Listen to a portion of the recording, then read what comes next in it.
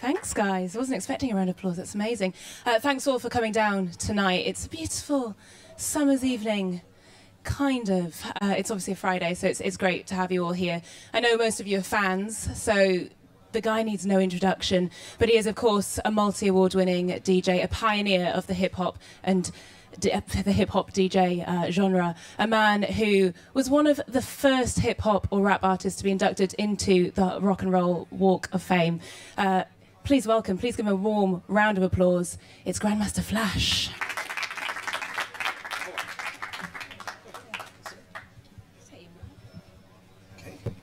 Hello.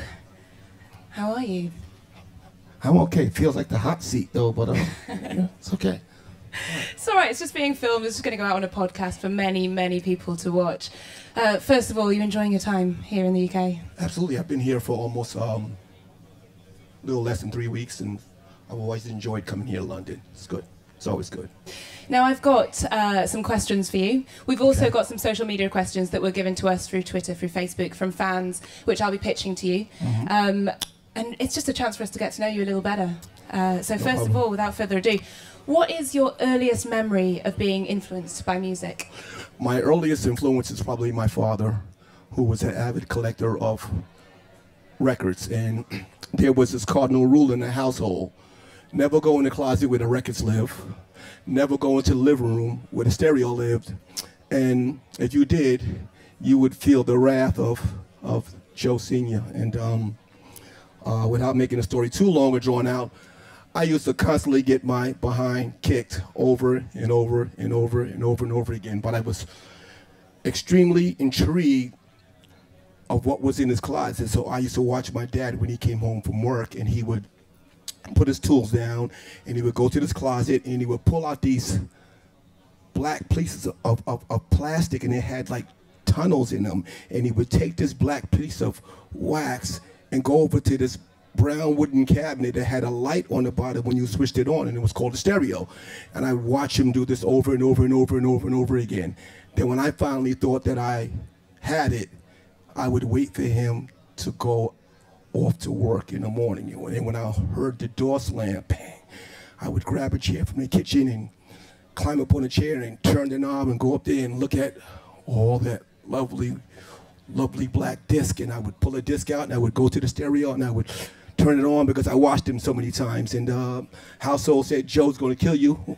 Joe's going to kill you when he finds out. And he would always know, because he would always meticulously put his records back in a particular order. And of course, I didn't know how to do that. You messed him up. So I would get beat, and he would go to work the next morning, and I would do it again, and he'd come home, and he'd know it was me, and I'd get beat, so kind of got my behind kicked, and that's in a reverse sort of way. It kind of taught me this stuff must be pretty valuable, because I'm getting my butt kicked quite a bit for this, so if it hurts, it's got to be good. How I kind of learned it as I was a toddler. That's how it started. So you were influenced by the potential danger.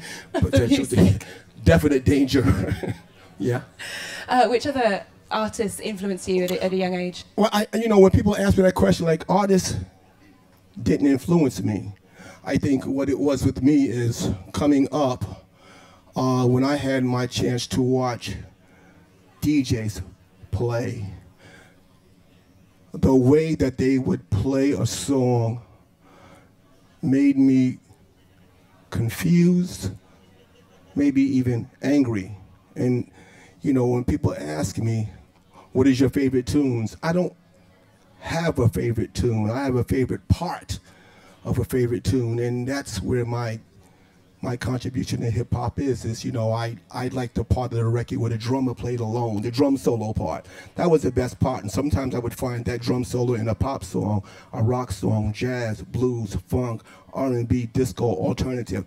So that's what was the very beginning of where I started coming up with this science that today is called turntablism. But I always liked that drum solo, and that was the part that I fell in love with. The rest of the song I didn't too much care about. I think that kind of answers to an extent my next question, which is, did you grow up listening to a particular genre or style of music, or parts of genres or styles of music? Well, the music, I was one of the younger ones in my family, so I had sisters that listened to like the Motown sound. Then I had sisters that had listened to the Latin sound. My mom and my pops was into jazz, you know, and then I had another sister that was into funk. So I grew up listening to all these different genres of music as they played it on the stereo. So I was kind of fortunate to just kind of get an awareness that there are different genres of music at such a young age. How many sisters is that? I have 4 sisters. Oh my goodness, the only boy? Only boy. I'm the only girl. Wow. Yeah, 3 that brothers. makes us pretty special. We're similar, you and I, except I'm not a DJ. Having pioneered the turntablism style that's influenced countless DJs and artists since its inception, have you ever turned the tables and taught anyone how to do it from the cells? I think early on when I came up with this science, I was ridiculed. Why is he putting his fingertips on the body of the record? Why is he taking this record and spinning it in counterclockwise positions to re-arrive to a section? Like, why is he doing this? Because the way people treated records were like children.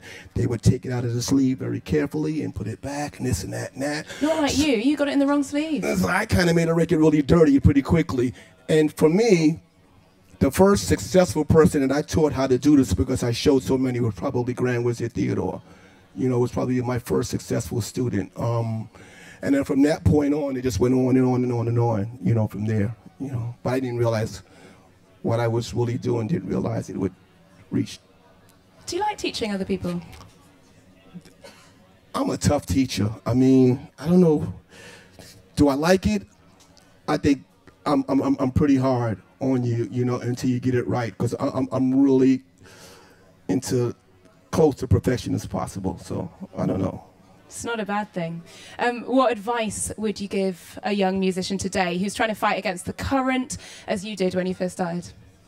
Okay, well, if I were to make an example of a person, Alexander the Great, okay, he was the king of his country, but he didn't stay home. He went to the town, to the next town, to the next city, to the next country, to try to accomplish and do in the world. So for me, it was rock my block, rock the next neighborhood, rock the next borough, rock the next city, go after the next country, shoot for the world. And that's kind of how I think about it. And in doing that, it's uneasy because you have to learn so many different types of music. And but I find it enjoyable to do that. To rock everyone's blocks. Pretty much, yeah. From performing live in countries across the world, as you've just said, is there an emergency track, like a go-to that you know will get everyone on the dance floor jumping, just in case anything starts to go wrong? I used to think that way, and when I thought I had the emergency track, that emergency track, depending on where I was, would clear the dance floor. What was it? There were so many. There were too many dimensions. So there is no emergency track. There's no such thing as one track that will just totally smash everywhere. Because it might be killer in London and I might be in Australia and it's like a no, while I might be in Moscow. It might be yes and I might be in Japan and it'll be no. So there's no such thing as the emergency track. You just gotta really pay attention to what the floor is doing and just use your best knowledge, pretty much. You've got to use different tracks to rock different blocks. There it is. There we go. Yeah. Let's talk about your new release, the Grandmaster Flash Collection, out on Monday. What did you want from this album, and what's it given to you in creating it?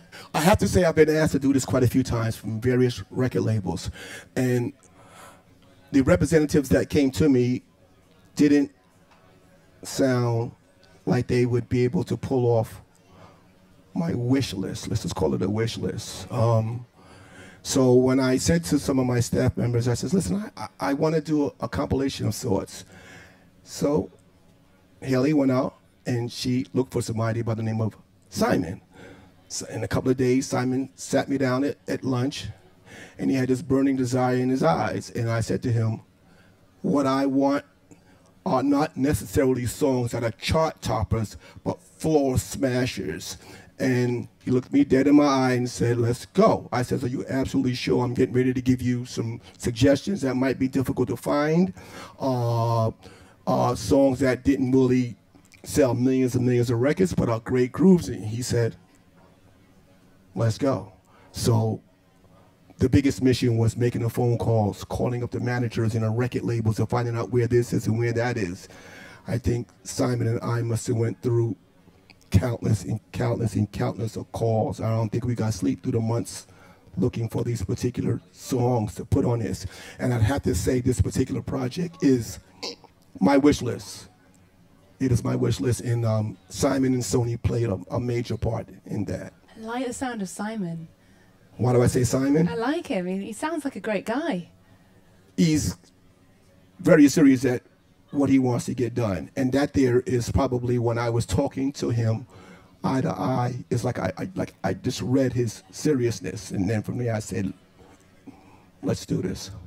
And who wants the top charts when you can smash floors? Yeah, it's got to be able to. It's got to be the killer joints that not only just the memories, but it's got to be the things that smash the dance floor, and that's what this is. Because I've been buying compilations for a very long time. So if there's like 30 songs on it, I may get 4 or 5.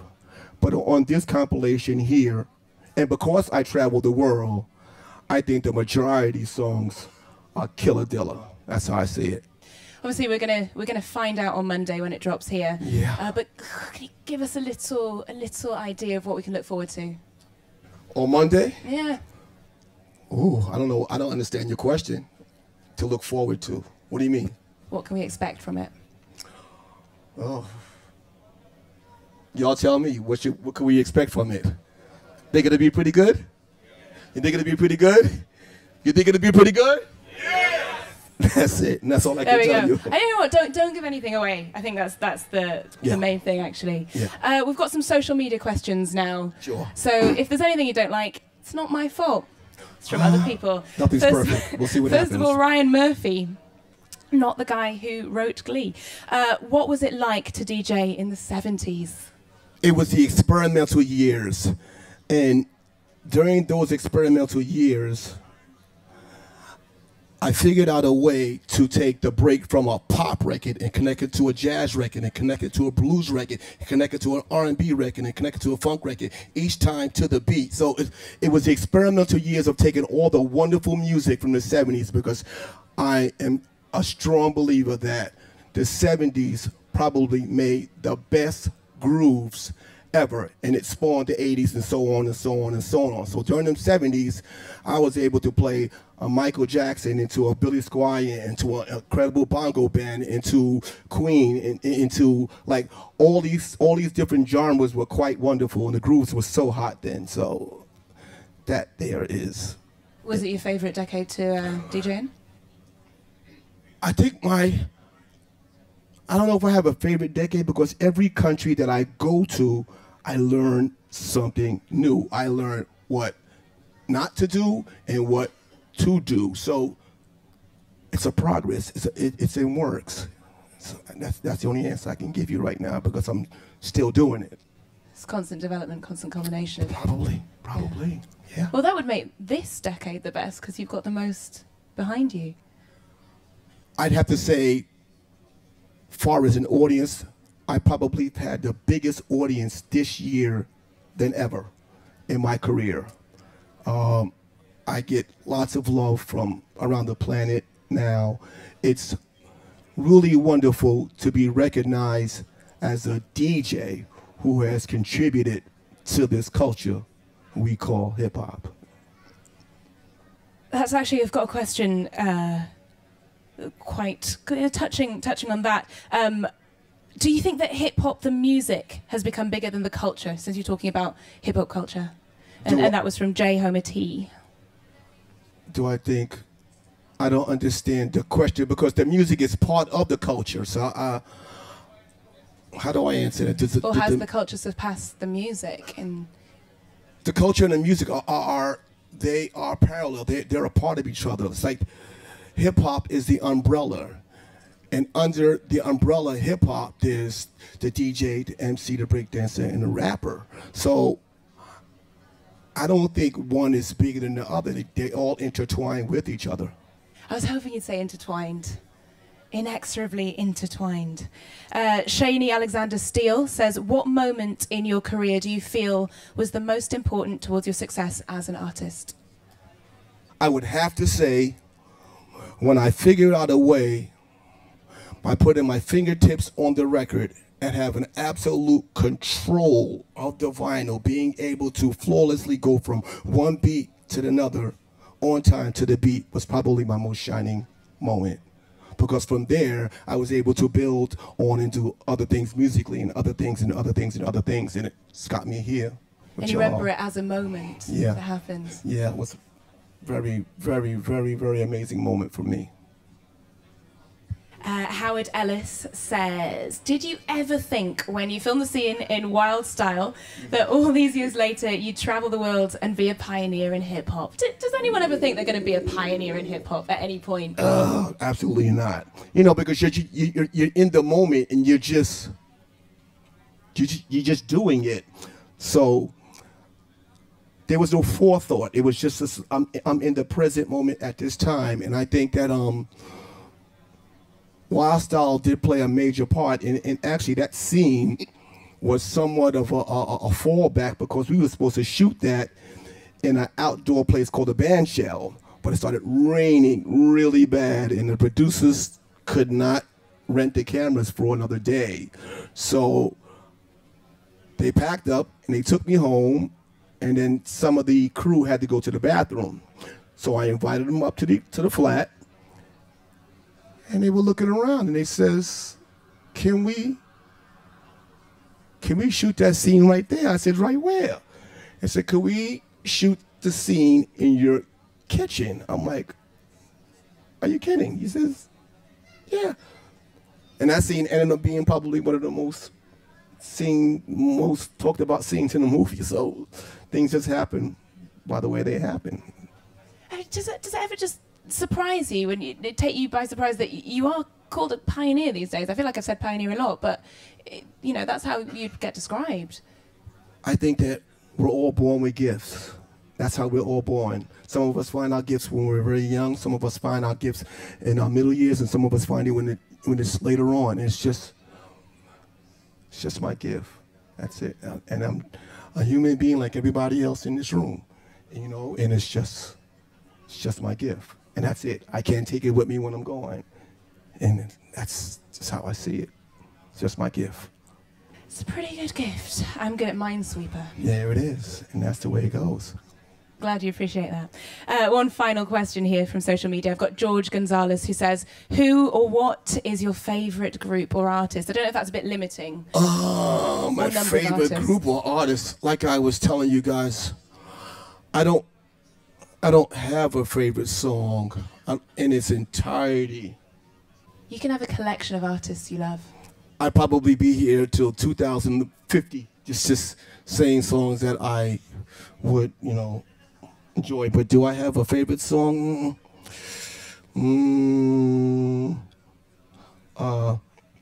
I do like to listen to, like, opera, chamber music. I'm real big on that.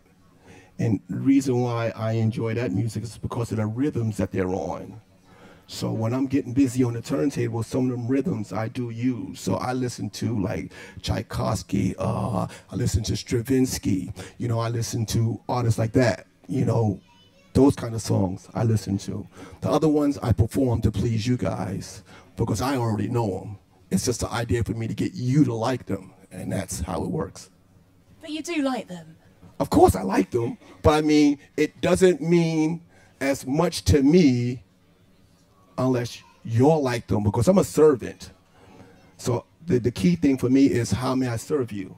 So if I can serve you with what I think is hot, and you convince me by getting busy, then I know that it's hot. But it's really up to the audience. That's how it goes. Well, for many decades, you've been serving us so well and continue to do so. Thank you so much. It's been an absolute pleasure. Ladies and gentlemen, Grandmaster Flash. Thank you.